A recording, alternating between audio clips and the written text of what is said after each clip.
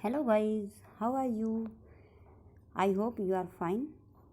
तो हम स्टार्ट करते हैं 7th class science first chapter part 2।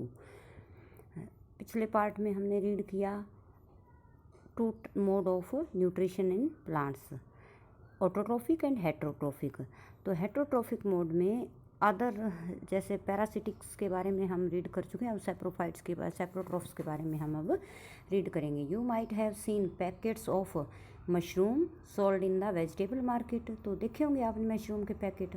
You may have also seen fluffy umbrella like patches growing on rotting wood during the rainy season. और जैसे rainy season में आपने would के ऊपर अम्ब्रेला लाइक पैचेस भी देखे होंगे। Let us find out what type of nutrient they need to survive and from where they get them. तो अब ये जैसे डायग्राम में भी दिखा रखा है, इस तरह के आप देखते हो। ये फर्स्ट तो जैसे मशरूम है और ये जो डिकेइंग मैटर पे पैदा हुई मशरूम है वो। तो आप जैसे बरसात के मौसम में वैसे भी देखते रहते हो। तो अब आगे हम एक एक्टिविटी करते हैं। Take a piece of bread and moisten it with water. Bread का टुकड़ा लो और इसको गिला करो। Leave it in moist warm place for 2-3 days and until fluffy patches appear on them. 2-3 days के लिए छोड़ दो या फिर तब तक जब तक इसके ऊपर फ्लफी पैचेस अपीयर ना हो जाएं। These patches may be white, green, brown और any other colour. Observe the patches under a microscope और ए मैग्नीफाइंग ग्लास। तो आप क्या देखोगे?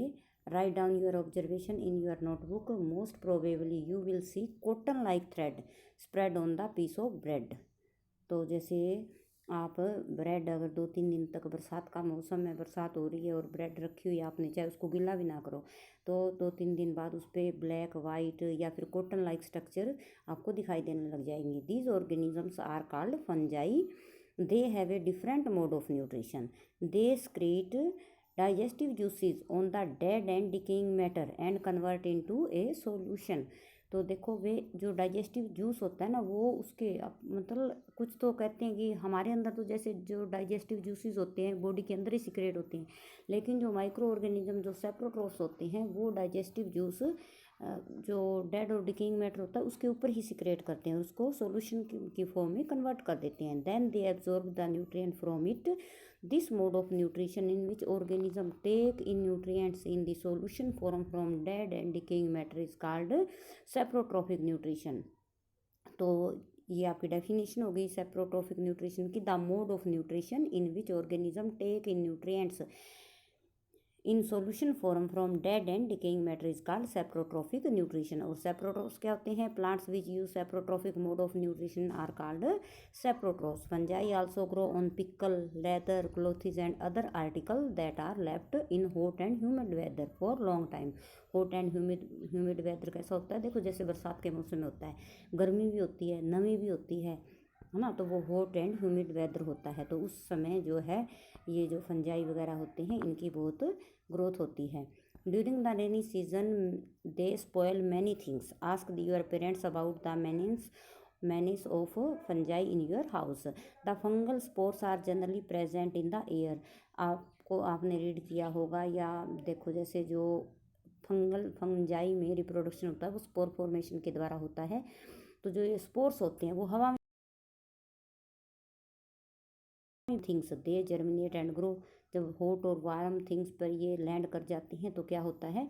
ये जर्मिनेट हो जाते हैं, अंकुरित हो जाते हैं, वृद्धि करना शुरू कर देते हैं। Now can you figure out how we can protect our things from getting spoil.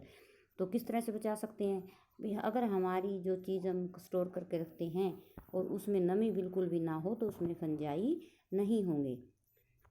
Some organism live together and share shelter and nutrients. This is called symbiotic relationship.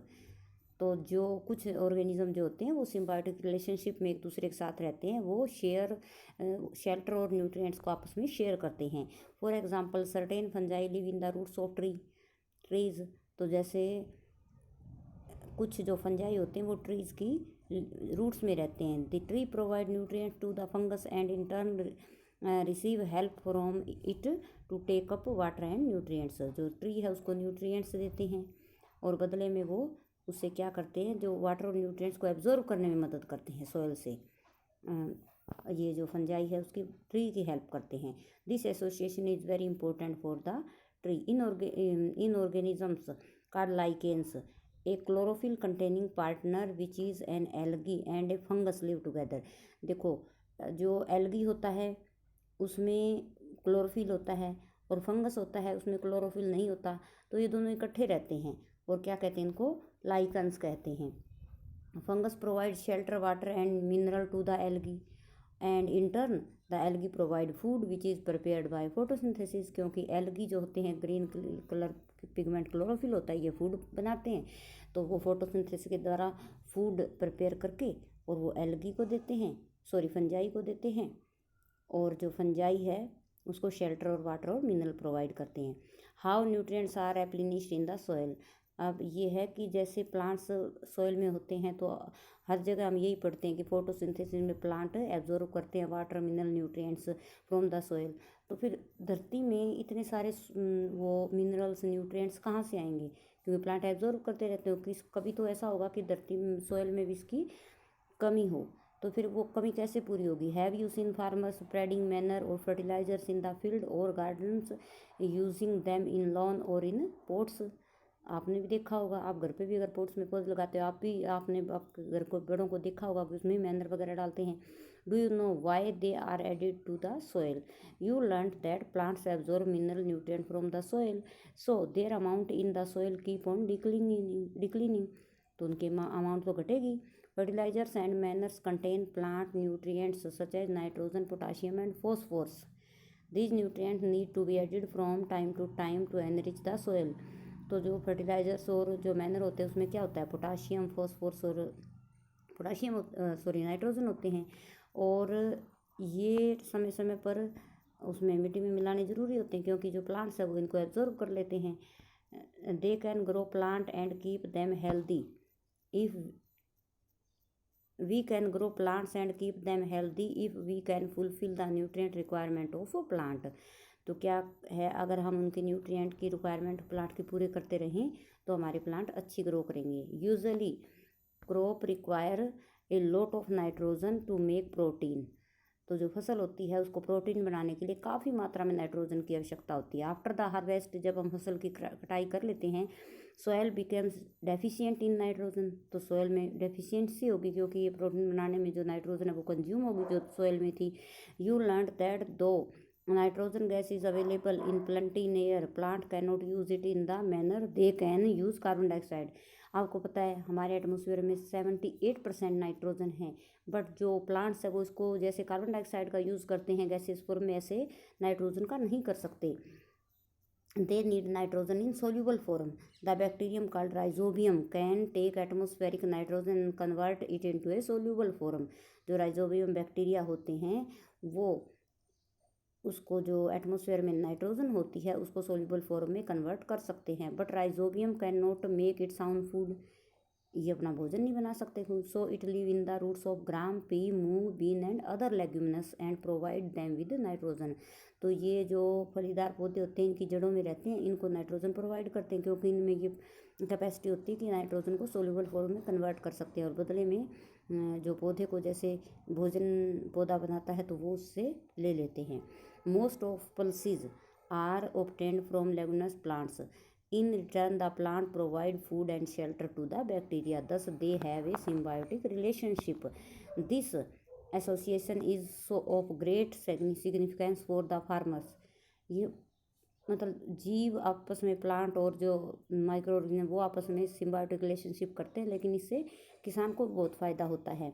They do not need to add nitrogen fertiliser to the soil in which leguminous plant are grown. जिस खेत में वो leguminous plant उगाते हैं उसमें उनको nitrogen युक्त जो उर्वरक या फर्टिलाइजर से वो डालने की आवश्यकता नहीं होती। In this chapter you learn that most of the plant are autotrophs, only a few plant adopt other mode of nutrition like parasitic and सेप्रोट्रोफिक।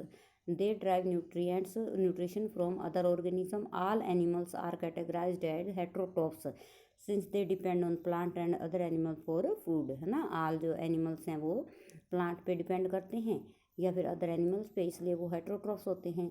Can we say that the insectivorous plant are partial heterotrophs.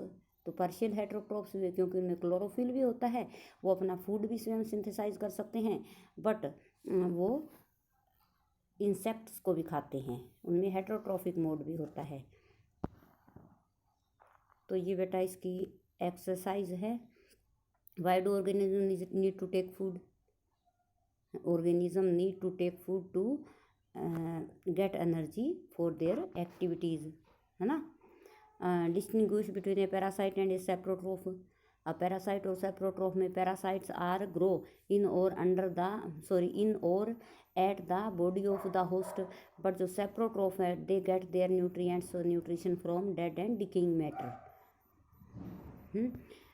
तो ये parasite होती है Cuscuta और अमरबेल, और सेप्रोट्रोफ्स होते हैं जैसे fungi वगैरह। How would you test the presence of starch in leaves? तो बेटा जी जैसे आपने एक्टिविटी में देखा था कि एक जो दो प्लांट लो, एक को उसमें रख दो, छाया में रख दो 72 घंटे के लिए, और एक को धूप में रख दो, फिर उस पर आप आयोडीन की बूंदें डाल देंगे, तो उससे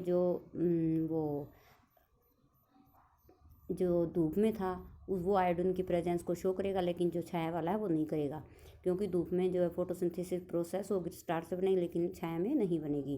give a brief description of process of synthesis of food in green plants. तो बेटा जी ये तो यही है photosynthesis, the process of making food by the plant in the presence of air, water, sunlight, mineral and water and chlorophyll is known as photosynthesis. तो फिर आप इसको एक्सप्लेन करना कि जो प्लांट्स है वो एयर से कार्बन डाइऑक्साइड गेट करते हैं, और सोयल से मिनरल एंड वाटर एब्जॉर्ब करते हैं, क्लोरोफिल और सनलाइट की जो प्रेजेंस में ये अपना फूड प्रिपेयर करते हैं, है ना। तो ये होता है। Show with the help of a sketch that the plant are the ultimate source of food. तो बेटा ये तो है कि जो प्लांट हैं अल्टीमेट सोर्स हैं, क्योंकि प्लांट्स ही, सिर्फ प्लांट्स ही हैं जो रॉ मटेरियल से अपना फूड जो है सिंथेसाइज कर सकते हैं। No other any process on this earth that by using of raw material को सिंथेसिस द फूड। ओके। अब green plant are called autotrophs since they synthesise their own food.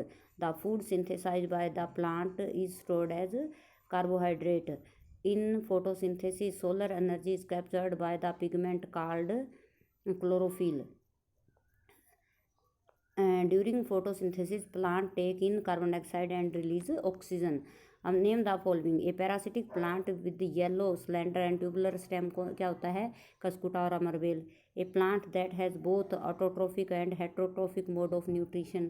तो ये इंसेक्टिवोर्स प्लांट होते हैं, पिक्चर प्लांट, सैंड्यू, विनिस फ्लाई ट्रैप, इनमें से कुछ भी आप राइट डाउन कर सकते हो। The pores through which leaves exchange gases, stomata.